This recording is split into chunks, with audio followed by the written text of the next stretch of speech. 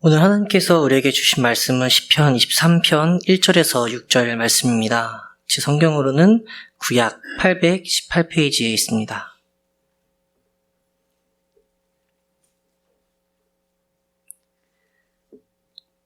다 찾으신 줄 알고 제가 봉독하겠습니다. 여호와는 나의 목자시니 내게 부족함이 없으리로다. 그가 나를 푸른 풀밭에 누이시며 쉴만한 물가로 인도하시는도다. 내 영혼을 소생시키시고 자기 이름을 위하여 의의 길로 인도하시는도다. 내가 사망의 음침한 골짜기로 다닐지라도 해를 두려워하지 않을 것은 주께서 나와 함께 하심이라. 주의 지팡이와 막대기가 나를 안위하시나이다. 주께서 내 원수의 목전에서 내게 상을 차려주시고 기름을 내 머리에 부으셨으니 내 잔이 넘치나이다. 내 평생의 선하심과 인자하심이 반드시 나를 따르리니 내가 여호와의 집에 영원히 살리로다. 주님의 말씀입니다.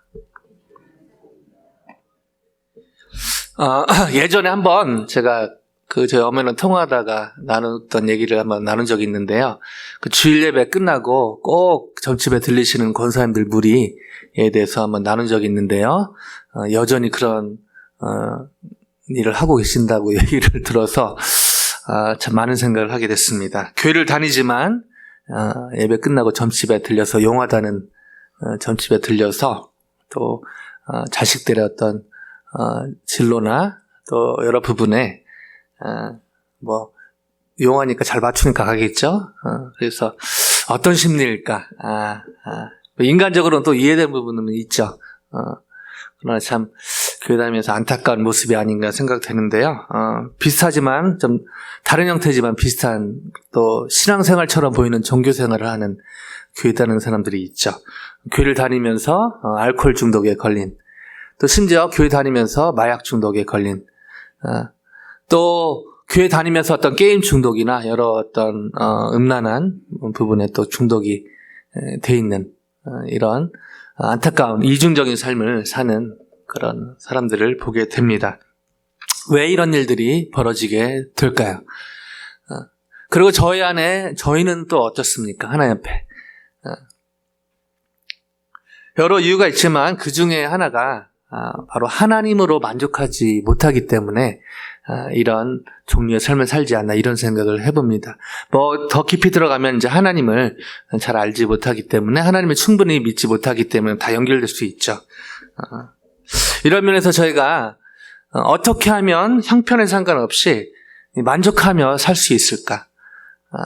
어떻게 하면 형편에 상관없이 참 만족하면서 살 수 있을까? 이런 고민을 하게 됩니다. 어떻게 하면 제가 형편에 상관없이 참 만족하는 삶을 살 수 있을까요? 왜냐하면 이것은 누구보다 하나님이 저에게 바라시는, 원하시는 삶이기 때문입니다. 그리고 저에게 너무너무 필요한 삶이기 때문인 것이죠.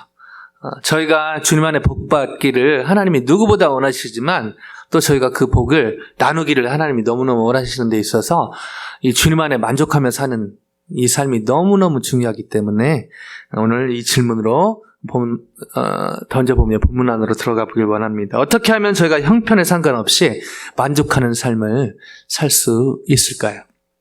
이 질문을 가지고 오늘의 본문 안으로 들어가 보길 원합니다.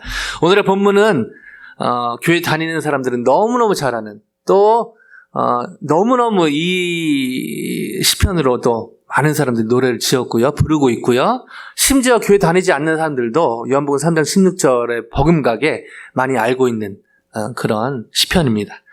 그러나 안타깝게도 이 고백을 노래로 하지만 실제로 삶에 적용하며 사는 것은 또 다른, 노래는 알지만, 시편은 알지만, 내용은 알지만 실제로 삶의 현장에서 이렇게 사는 사람은 사실 극히 드문 그런 현실을 저희가 보내고 있지 않나 이런 생각을 해보게 되는데요.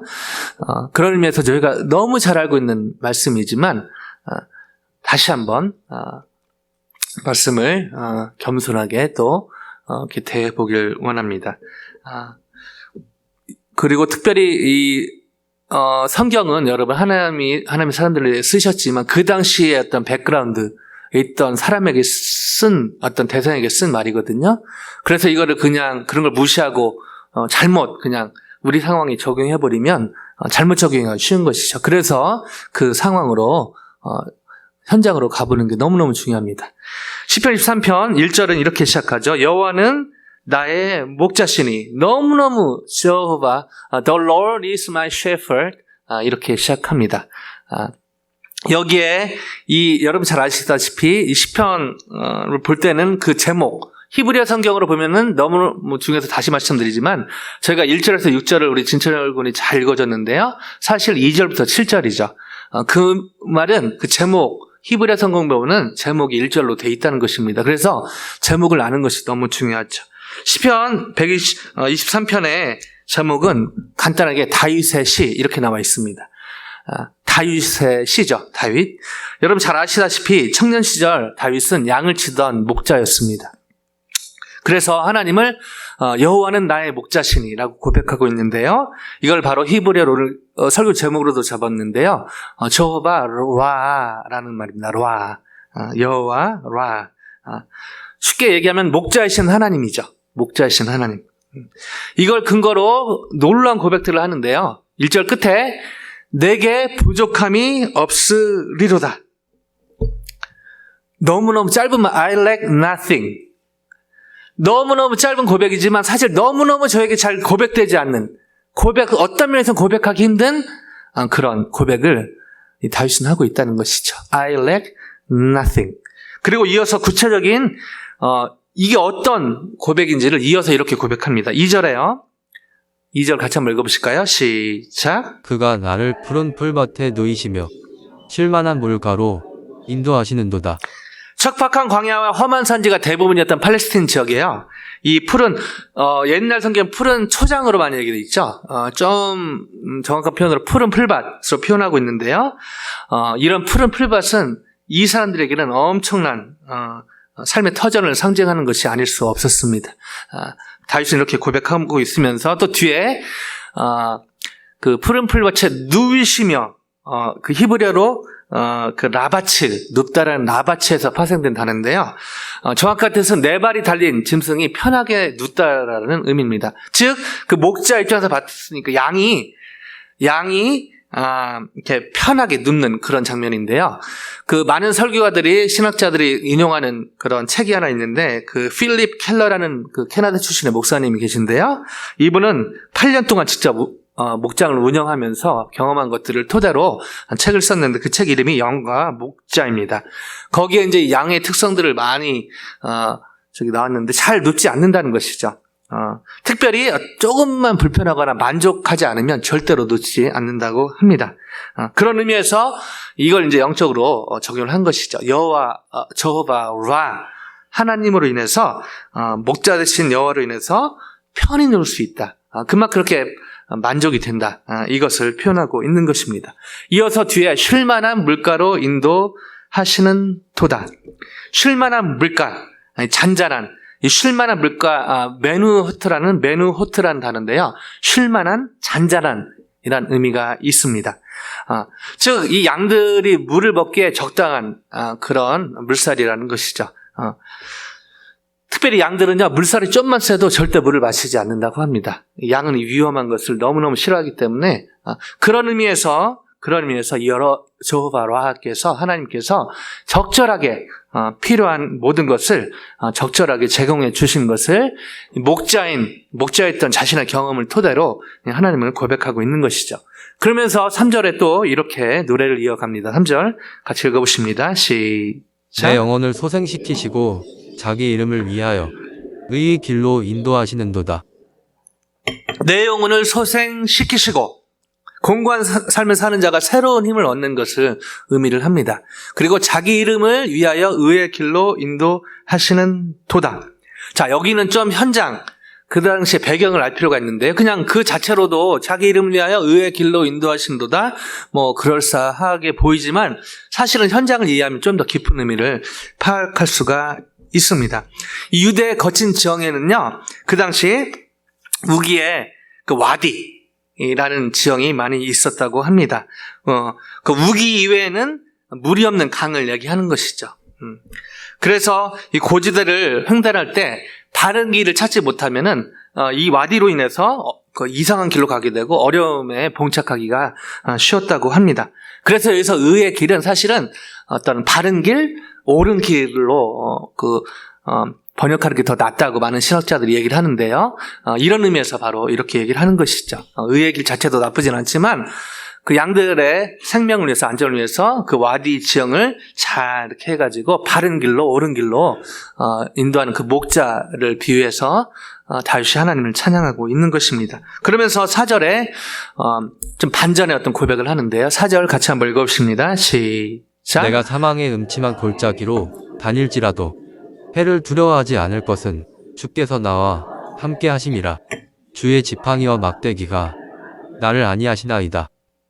자, 여기도 현장을 가볼 필요가 있는데요. 사망의 골짜기인데 특별히 다윗은 사망의 음침한 골짜기라고 고백을 하고 있다는 것이죠. 이것은 그 지형을 좀 이해할 필요가 있습니다. 이 열린다 성경이라는 책을 쓰신 그런 류모세 목사님이 있는데, 이분은 실제로 이 지역에 살면서 여기를 연구하면서 책을 썼는데 여러 가지 도움이 많이 되는데요.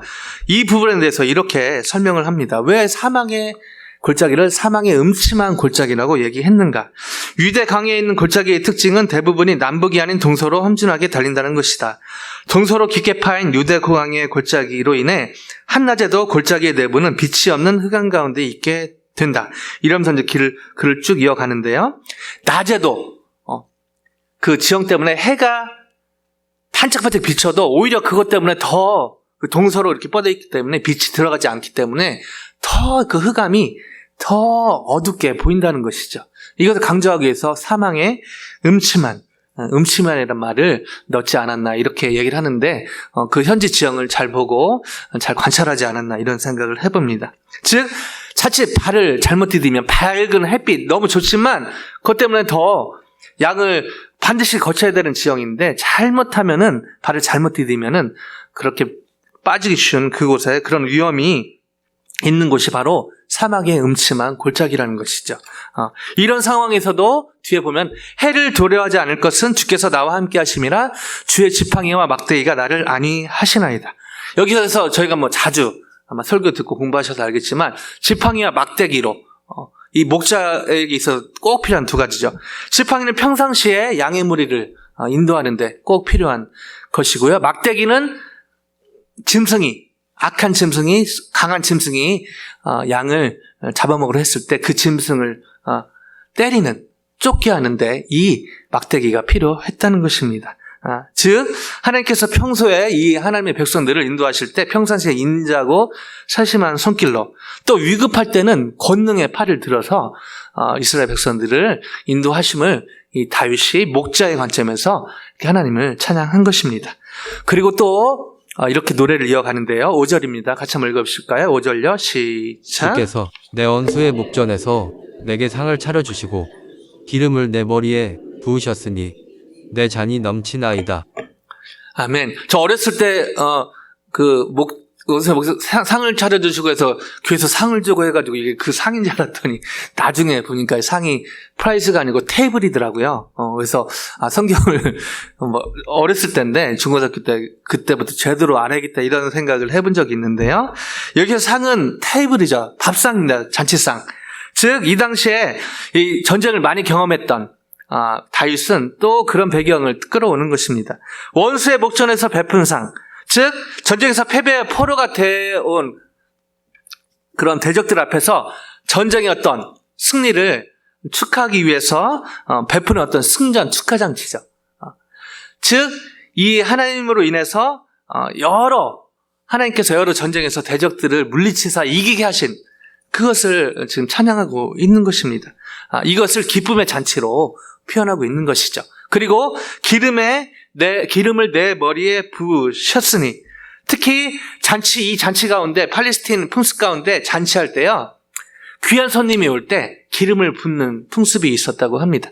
그만큼 이 다윗은 하나님께서 자신을 존귀하게 대하신 것을 이렇게 비유적으로, 실제적으로 그 당시의 풍습을 활용해서 표현을 한 것입니다. 그리고 내 잔이 넘치나이다. 배경을 모르고 보면 부어라 마셔라 이럴 것 같은데 그런 느낌이 아니죠. 바로 이것도 그 당시 주인이 잔치가 시작되면 손님에게, 귀한 손님에게 풍성한 호의로 이 잔을 넘치도록 음료를 그 당시 포도주를 붓고 했던 그런 것을 얘기하면서 그만큼 하나님께서 이 자신에게 은혜를 베푸셨을 뿐 아니라 실제로 이스라엘 왕국도 팔레스타인 일대에서 부강하도록 장악할 정도로 이렇게 하나님께서 부강하게 하신 그 부분에 대해서 그렇게 구체적으로 찬양을 하고 있는 것이죠. 그러면서 마지막에 6절에 이렇게 찬양을 마무리합니다. 6절요. 같이 읽습니다. 내 시작. 평생에 선하심과 인자하심이 반드시 나를 따르리니 내가 여호와의 집에 영원히 살리로다. 아멘. 내 평생의 선하심과 아까 3절과 연결이 되는데요. 늘 의로운 길, 옳은 길, 바른 길로 인도하시는 그 하나님의 어떤 선하심, goodness, 하나님의 그런 goodness를 찬양하면서요. 또 하나 인자하심, 사실은 영어 표현으로 표현하기 쉽지 않은 부분인데요. unfailing love, 한국말로 인자하심으로 표현되는데 뭐라고 할까요? 이렇게 히브리어로는 헤세드이죠. 헤세드. 그래서 제 딸 이름을 헤세드로 지었는데요. 하나님의 변치 않는 사랑, 끊임없는 사랑, 깊이 있는 사랑, 변함없는 사랑 다 표현하는 것입니다. 그러면서 이렇게 하나님의 어떤 그런 선하심과 인자하심을 헤세드를 찬양하면서 마지막에 놀라운 고백을 하는 것이죠. 내가 여호와의 집에 영원히 살리로다. 즉 1차적으로 이 여호와의 집은요, 예루살렘 성막을 얘기하는 것이죠. 그 하나님의 임재를 상징했던, 그러나 궁극적으로는 바로 하나님이 계신 모든 것, 하나님이 통치하시는 그 모든 것을 얘기할 수 있습니다. 그만큼 하나님과 영원히 동행하며 교제하는 삶에 대해서 너무너무 이것이 행복하고, 이것이 찐이고, 이것이 진짜고, 이것이 최고인 것을 그렇게 고백을 하고 있는 것입니다. 이것이 저희가 일반적으로 알고 있는 시편 23편의 어떤 그 배경을 또 보면서 같이 이렇게 의미를 생각할 수 있는 그런 내용인데요. 여기서 한 가지 질문이 생깁니다. 어떻게 다윗은, 제가 사실은 그냥 이 시편만 봤으면은 시편에 대한 노래만 듣고 또 시편에 대한 설교만 들었으면 여기에 100% 동의하겠는데, 문제는 제가 여기 현장을 방문해 봤거든요. 그러니까요, 걸리는 게 하나 있습니다. 바로 2절인데요. 2절로 한번 가볼까요? 2절 한번 다시 돌려주세요. 2절요. 그가 나를 풀밭에 누이시며, 전에도 한번 얘기한 적이 있는 것 같은데요. 그가 나를 풀밭에 누이시며, 제가 퀘스천 마크가 거기 가보니까요, 제가 생각했던 푸른 초장 풀밭은 저 그림도 많이 여러분 기억나지 않습니까? 잘생긴 예수님. 여러분 성경적이지 않습니다.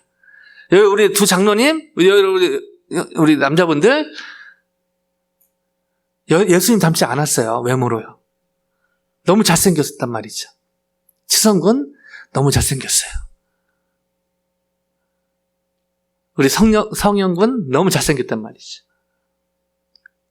성경에서 묘사하는 예수님은요, 너무너무 못생기게 나와요. 외모를 말합니다. 근데 여러분 아시죠? 많이 보셨죠, 그림? 시간 관상 동영상이나 그 비디오나 그 그림은 일부러 안 했는데요. 많이 봐셨으니까. 잘생긴 예수님이. 가끔 외모만 보면, 그 그림에 나온 예수님 보면 예수님이 테니스도 치시고, 그 그리스 선수 있습니다. 치치파스라고요. 어떻게 보면 예수님이 테니스 치는 느낌이에요. 머리도 길어가지고. 십자가에서 바로 내려와가지고 막 테니스 치는 느낌으로 너무너무. 근데 그게 사실은 성경이 말하는 예수님의 외모는 아닌 것이죠. 근데 저희에게는 서양화된 예수님의 외모로 각인되어 있다는 것입니다. 그 예수님이 잔디밭에서 평안하게 양들 행복하고, 이런 이미지로 제가 이 현장에 가봤는데요, 너무너무 충격을 받았습니다. 왜냐면요, 푸른 풀밭이 아니라 푸른 풀이 이렇게 띄엄띄엄 있더라고요. 푸른 풀이 그냥 광야인데요, 사막인데 거기에 띄엄띄엄띄엄. 여기에서 나오는 푸른 풀밭이 푸른 초장에서 푸른 풀밭으로 바뀌었지만, 사실은 저는 좀 더 이거를 바꿔야 된다고 생각을 합니다. 번역을요. 광야의 사막에 풀이 듬성듬성. 이런 상황에서 다윗이 이것을 지었다? 저는 충격이었단 말이죠. 어떻게 다윗은 이런 상황에서 이러한 노래를 이런 노래를 진심으로 부를 수 있었는가? 여러분, 다윗만 그렇습니까? 저희 삶도 보면요, 다른 데로 신앙생활 열심히 하시는 분들이지만 여전히 어떤 건강의 이슈로, 어떤 재정의 문제로, 어떤 관계의 문제로, 학생들은 진로의 문제로, 어떤 우리 공부의 문제로, 직장에서 어떤 직장의 이슈로, 심지어 사역하는 사역의 문제로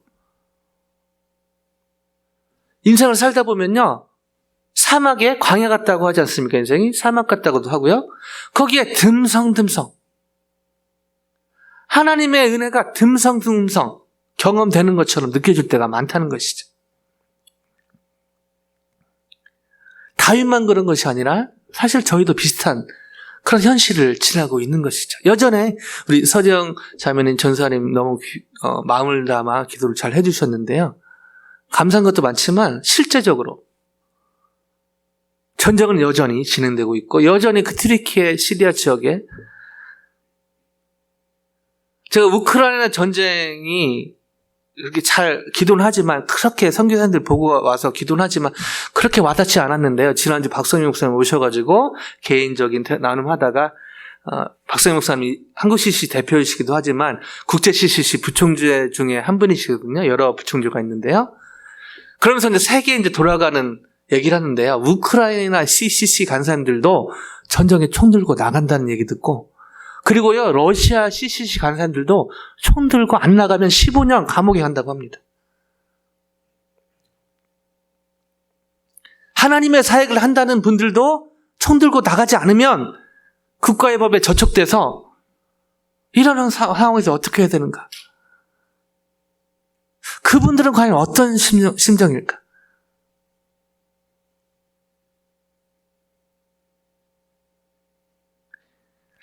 여러분, 다윗의 인생도요, 비슷한 거 있죠. 이 사막과 광야로 비유돼도 아무 이상이 없는 그런 드라이한 삶을 사실은 지나온 것이죠. 근데 어떻게 다윗은 이렇게 진심으로 우러나는 노래를, 찬양을 하나님께 들을 수 있었는가? 이렇게 듬성듬성 풀이 있는 이곳에서요.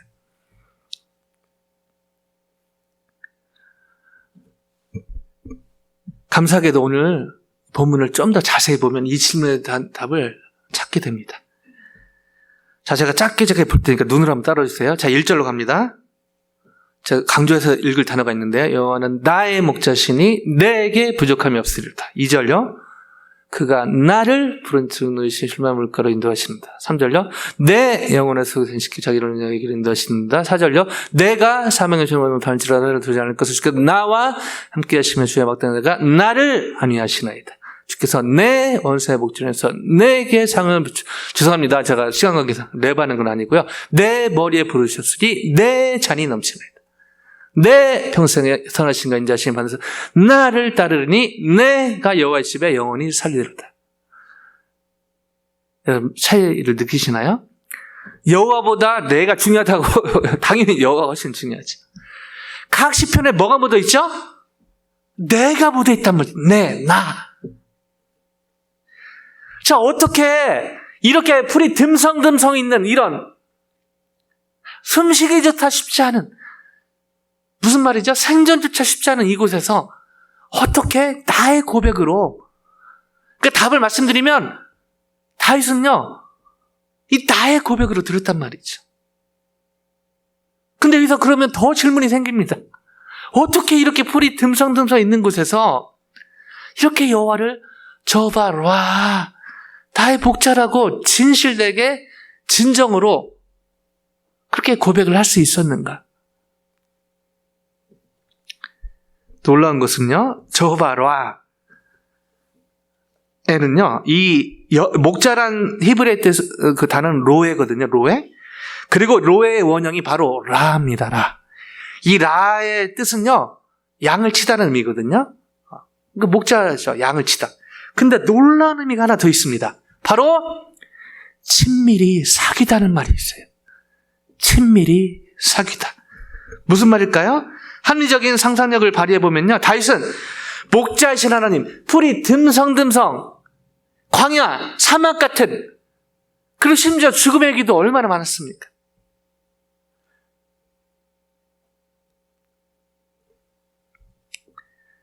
그런 상황, 어려운 상황 가운데서도 이렇게 엄청난 위대한 고백을 할 수 있었던 비결, 바로 목자이신 하나님과 친밀히 사귐에 있었다는 것이죠. 피부적으로 이 사막 같고 광야 같은 저희와 성장이 비슷한 다윗이었단 말이죠. 특별히 다윗이 IQ가 막 확 높아서 EQ가 확 높아서 그게 아니란 말이죠. 그러나 한 가지 달랐던 건 하나님의 은혜 가운데 친밀한 사귐. 목자이신 하나님이 머리에서 가슴까지, 우리 의사 선생님이 계셔서 제가 정확히는, 제가 언뜻 들은 얘기는 요즘 구글 다음에 챗 GPT? 요즘 한참 핫하죠? 그것도 베타 버전이라 좀 개발이 돼야 되지만, 해군력 36cm라고 하더라고요. 머리부터 가슴까지 36cm인데, 이게 영적으로 얼마나 뭡니까? 하나님을 머리로 바로 다윗은 안 것이 아니라 여기로 알았다는 것이죠. 하나님의 은혜죠. 그만큼 하나님의 은혜가 가장 컸고요. 그리고 실제로 다윗이 그렇게 힘써 하나님을 알았다는 것이죠. 알고자 노력했다는 것이죠. 그리고 놀랍게도 이 저바라의 고백은 다윗에 보면요, 이 가슴에서 멈추지 않고 손발까지 갑니다. 그래서 이렇게 시편을 쓰고 다른 사람을 이렇게 격려하고 도전할 수 있었다는 것이죠. 여기서 저희는 서두의 질문에 대한 답도 찾게 되는데, 어떻게 하면 저희가 형편에 상관없이 만족하는 삶을 살 수 있을까요? 한마디로요, 동행입니다. 동행. 어떤 동행이요? 동행이란 하나님을 맹목적으로 습관적으로 따르는 것이 아니라 목자이신 하나님 저바와 친밀히 사귀며 걷는 것을 의미하는 것입니다. 다시요. 동행이란 하나님을 맹목적으로, 종교적으로, 습관적으로 따르는 것이 아니라 목자이신 하나님 저바와 친밀히 사귀며 걷는 것임을 오늘 본문을 통해 정리할 수 있습니다. 물론 그렇다고 여기서 저희가 하나님 한 분만 있으면 된다, 이것을 또 오해하시면 안 됩니다. 하나님 한 분만으로 만족하는 건 너무 중요하지만요, 하나님 한 분만 하나님으로 만족한다는 것이 그럼 이제 나는 밥 먹는 거 필요 없고 가족도 필요 없고 돈도 필요 없고 이렇게 극단으로 가는 것을 의미하는 것은 아니죠. 그러면은요, 아까 찬양도 불렀고 저희가 자주 하지만 주기도문에 하늘에 계시는 저 하시다가 일용할 양식을 주옵시고 이렇게 기도하면 안 되는 것입니다. 왜 하나님은 우리에게 일용할 양식을 구하라고 기도하라고 했을까요? 우리에게 필요한 걸 하나님이 아신단 말이죠. 근데 주기도문의 그 순서에 놀라운 비밀이 있는 것이죠. 그의 나라와 일을 먼저 구하잖아요, 예수님이. 하늘에 계신 우리 아버지요, 그의 나라를 먼저 구하고 그 다음에 일용할 양식을 주옵시고, 또 찬양 저희가 했지만 깊이 있게 얼마나 묵상하면서 하는 게 중요하냐면요, 너희는 먼저 그의 나라 일을 구하라. 거기에 가사 2절 3절인가요? 떡으로만 살 것이 아니요 하나님의 말씀으로. 그러면 하나님의 말씀이 너무 중요하죠, 사실. 근데 그것도 착각하면 안 된다는 것이죠. 하나님의 말씀만, 그러면은 저 밥도 저희 교회 너무 또 은혜스러운 애차는 그러면 의미가 없는 것입니까? 아니죠. 우선순위를 얘기하는 것입니다. 이처럼 하나님의 은혜 가운데 성령 충만으로 하나님을 맹목적으로, 종교적으로, 습관적으로 따르는 것이 아니라 목자이신 하나님 저호바와 친밀히 사귀며 걷는 동행의 삶을 산다면, 이미 많이 그렇게 살고 계신데요, 한 분의 없이 이렇게 삶을 살아간다면 하나님 기뻐하시고, 또한 저희 또한 형편에 상관없이 진짜 만족하는, 자족하는 삶을 열매로 맺게 될 줄로 믿습니다. 놀랍게 이 비결을, 일체의 비결을 알았던 사도 바울은 놀라운 고백을 하죠. 빌립보서 4장 11절로 13절 같이 한번 읽어보십니다. 시작. 내가 궁핍함으로 말하는 것이 아니니라. 어떠한 형편에든지 나는 자족하기를 배웠노니 나는 비천에 처할 줄도 알고 풍부에 처할 줄도 알아. 모든 일, 곧 배부름과 배고픔과 풍부와 궁핍에도 처할 줄 아는 일체의 비결을 배웠노라. 내게 능력 주시는 자 안에서 내가 모든 것을 할 수 있느니라. 아시죠? 여기서 13절 끝에 이거는 모든 것을 자족할 수 있느니라는 말인 것이죠. 내게 능력 주신 자 안에서 결국에 다윗으로 얘기하면 하나님의 은혜였고요. 사도 바울은 예수님의 은혜였던 것이죠. 자, 이런 고백을 다윗만 사도 바울만 한 것이 아니고요. 요즘에 하나님께서 귀 있으시는 이제 은퇴를 얼마 안 남겨놓으셨는데 여러분 뭐 유튜브로 많이 또 이분 설교 들으실 줄 아는데요. 교회 제목도 선한 목자 교회입니다. 유기성 목사님 많이 고개 꺼드시고 많이 들으실 텐데 저도 이분 실제로 만난 적도 있고요. 설교 들은 적도 있고 또 유튜브로 기회 되는 대로 들으면서 은혜도 받고 돌아보고 하는데요. 이분 설교의 끝은 결론은 그거지 않습니까? 예수님이면 충분합니다. Christ is enough. 지금은 작고하셨지만은 또 이민사회에서 귀하게 쓰임받았던 분 중에 LA 베델교회에서 마지막으로 사역하셨던 고 손인식 목사님이 계신데요. 저도 이분 세미나 직간접적으로 듣고 그랬는데 이분은 실제적인 그런 나눔들을 많이 하시는데 한참 이제 부흥에 인도하고 그럴 때 한국교회에 잠깐 들릴 일이 있었는데요. 미국에 있으면서 이제 한국교회에서 어떤 부교육자 분이 전화를 하셔가지고 목사님 설교 제목하고 본문 좀 보내주시면 감사하겠습니다. 해서 이제 목사님 준비하셔서 여호와는 나의 목자시니 이라고 이렇게 얘기를 했대요. 그래서 부교육자가 또 준비하다가 다시 전화해가지고요. 목사님 설교 제목 다시 한 번만 주실래요? 여호와는 나의 목자시니 뭐 더 없습니까? 그래서 목사님이 여호와는 나의 목자시니 그거면 충분합니다. 아 그래요? 알겠습니다. 그래서 전화를 끊었다고 합니다.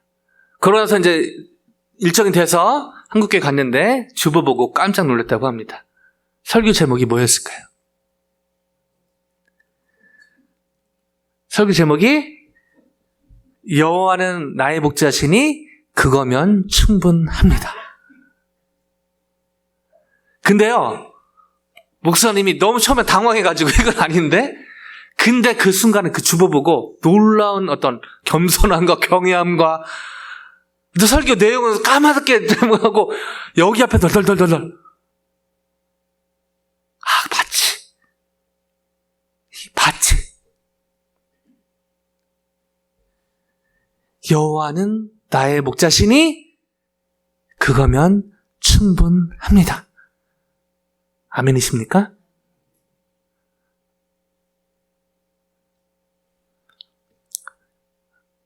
저를 포함해서 이 질문은 다시 한번 드립니다.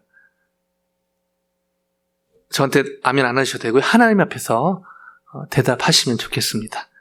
제가 질문만 할게요. 답은 안 하셔도 되고 여호와는 나의 목자시니 그거면 충분합니다. 아멘이십니까?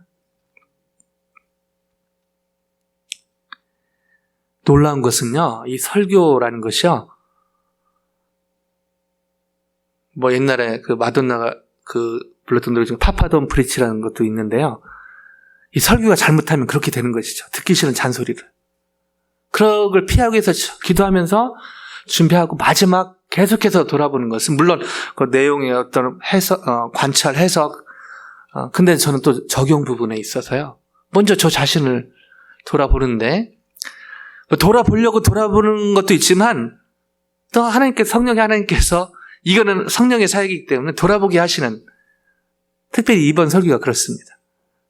미리 다 준비했거든요.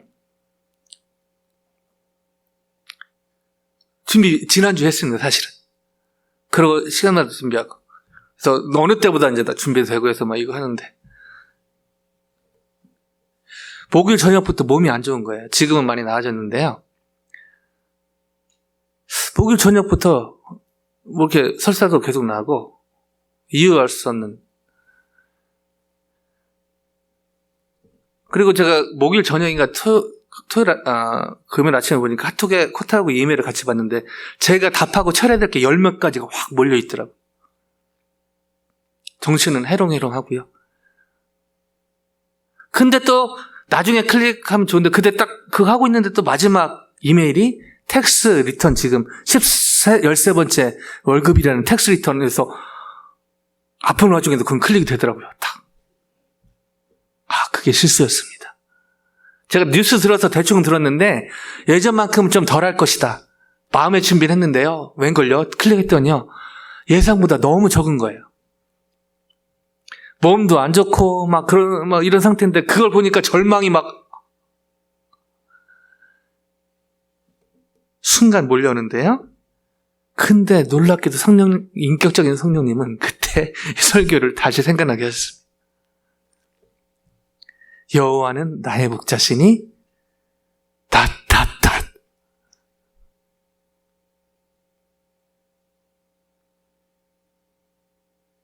다시 한번 말씀드립니다. 텍스 리턴이 필요 없다. 음식이 필요 없다. 뭐가 필요 없다라고 얘기하는 거 아닙니다. 여러분 하나님만 필요하니까 다 필요 없습니다. 여러분 또 어떤 데는요 막 그래가지고 성도님들 막 사업도 못하게 하고 직장도 못 가게 하고 학교도 못 가게 하고 교회만 오게 하고 기도만 하고 막 다 모든 것을 막 교회에 바치게 하고 이렇게 극단적으로 하는 역사적으로. 왜냐하면 그런 분들은 순수한 마음으로 했지만 사실은 어떤 밸런스를 잘 못 가진 것이죠. 또 어떤 대부분은 반대로 하나님께 헌신한다고 하지만 다 하나님의 세컨이죠. 세컨. 물질 밑에 하나님, 사람 밑에 하나님. 이게 양극단입니다, 여러분. 하나님만 한다고 해서 이런 게 다 필요 없는 것처럼 이렇게 가는 것도 이단성이 있고요. 반대로 이단성은 아니지만 하나님 믿는다고 교회 생활 한다고 하면서 결국에 자식이 먼저, 결국에 돈이 먼저, 결국에 직장이 먼저, 결국에 공부가 먼저. 이게 나쁜 것이 아니라 이것을 하나님보다 뭐가 먼저? 우선순위를 얘기하는 것입니다. 하나님이요, 우선순위가 너무 이쪽은요 뭐죠? 하나님을 아주 비인격적인 존재로 대하는 것이죠. 하나님이 막 다 욕심쟁이라 막 다. 그러면 하나님이 11조를 요구하시면 안 되죠. 하나님 다 달라고 해야 되는 것이죠. 여러분 11조에 놀란 하나님의 인격이 비어있는 거 아십니까? 하나님이 욕심쟁이면요 10의 9조를 요구하셔야죠. 니네 굶어 죽어. I don't care. 하나님은 그런 하나님이 아니란 말이죠. 근데 그럴 때는 또 반대로 하나님보다 자식, 하나님보다 돈, 하나님보다 내 건강, 하나님보다 내가 하는 거 뭐 하나님이 우선순위에 밀려는 얼마나 하나님이 당황스러우시겠습니까?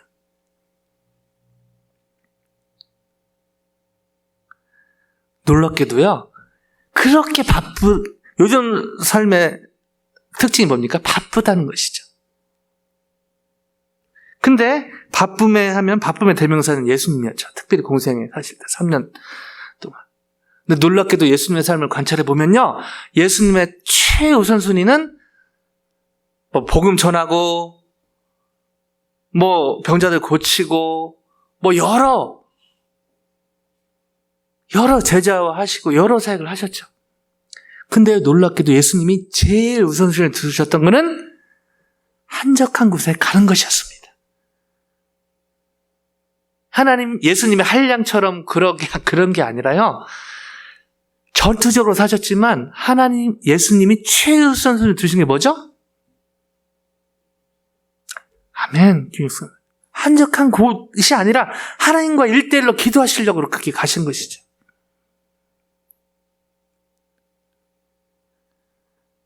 하나 100% 하나님이셨고 100% 사람이셨던 예수님께서 가장 우선순위에 두셨던 것, 바로 하나님과 1대1 교제였던 것이죠. 그게 바로 기도였던 엿달릴 것이고요. 말씀을 마무리하길 원합니다. 여전히 저희는 양극단의 삶을 살 위험성이 많습니다. 하나님만. 근데 그 하나님만 잘못하면은 진짜요. 하나님께 집중하면요. 하나님은요. 오히려요. 이웃 사랑하라고 이래 진짜 인격의 하나님이시죠. 하나님만 자칫 잘못하면요. 저희가 기본 생활하는데 이런 건 필요 없는 것처럼 착각하기 쉽다는 것이죠. 하나님은 최우선순위로 하나님 두기를 당연히 원하시고 하나님으로 만족함을 찾는 걸 원하시지만 그렇다고 일상생활 어떤 필요를 무시하는 분은 그런 비인격적 분은 아닙니다. 근데요 반대로 저희가 필요로 하는 것들 제공해 주길 원하시지만 이게 하나님보다 앞서는 걸 하나님이 질투하신다는 것이죠. 이런 상황 가운데 하나님의 은혜 가운데 성령 충만으로 하나님을 맹목적으로 종교적으로 습관적으로 따르는 것이 아니라 목자이신 하나님 저호바 라 하나님과 친밀히 사귀며 걷는 동행의 삶을 계속해서 살아가신다면 하나님 마음에 합한 자가 되고 더 나아가 하나님의 축복의 통로로 계속해서 귀하고 유용하게 쓰임받게 될 줄로 확신합니다. 이 고귀하고 아름다운 삶에 이 즐겁고 이 행복하고 진짜 보람 있는 삶의 주인공이 되시기를 주님의 이름으로 간절히 축원드립니다.